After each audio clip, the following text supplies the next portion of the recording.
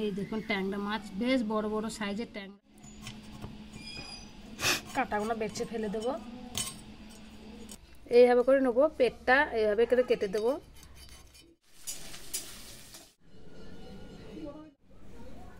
নমস্কার বন্ধুরা, আজকে নিয়ে এসেছে আমার ছোট ছেলে ট্যাংরা মাছ। তার ট্যাংরা মাছগুলো সবই জ্যান্ত আছে, সবই কিন্তু জ্যান্ত আছে, একেবারে হাত দিলেই কিন্তু কাঁটা মেরে দেবে। ট্যাংরা মাছ কাটাটা ঢেলে নেব। এই দেখুন সবই বেশ জ্যান্তই আছে। এখানে নিয়ে নিয়েছি ট্যাংরা মাছ। ট্যাংরা মাছগুলো খুব ভালো করে কেটে নেব। আজকে ট্যাংরা মাছ দিয়ে আলু দিয়ে পাতলা করে ঝোল বানিয়ে দেখাবো। এই দেখুন ট্যাংরা মাছ, বেশ বড় বড় সাইজের ট্যাংরা। প্রথমে হাতে ছাই লাগিয়ে নেব, কাঁটাগুলো বেছে ফেলে দেবো। এইভাবে করে নেবো, পেটটা এইভাবে করে কেটে দেবো। মাছের মধ্যে দেখুন মাছের পেটে ডিম আছে। আমি এইভাবে করে সব ট্যাংরা মাছ কেটে নিচ্ছি।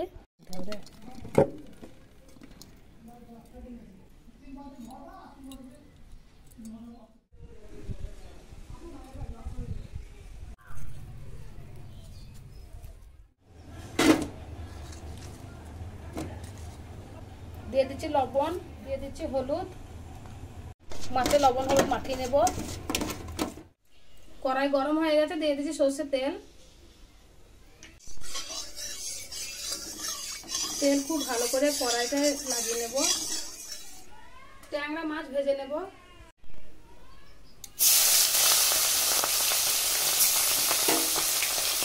ট্যাংরা মাছগুলো খুব সুন্দর করে ভেজে নেব।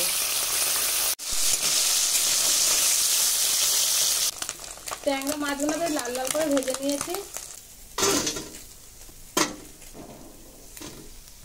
মাছ ভাজার তেলে দিয়ে দিচ্ছি ফোড়ন, কাঁচা লঙ্কা, শুকনো লঙ্কা আর কালো জিরে।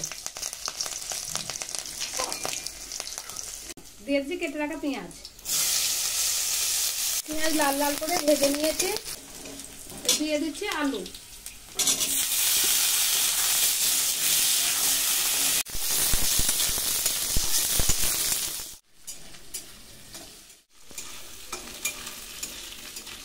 এবার দিয়ে দিচ্ছি মশলা। এখানে আছে আদা বাটা, টমেটো বাটা, কাঁচা লঙ্কা, শুকনো লঙ্কা বাটা। এখানে আছে সামান্য জিরে গুঁড়ো। দিয়ে দিচ্ছি হলুদ, দিয়ে দিচ্ছি স্বাদ মতো লবণ, দিয়ে দিচ্ছি অল্প একটু জল। ভালো করে কষিয়ে নেব।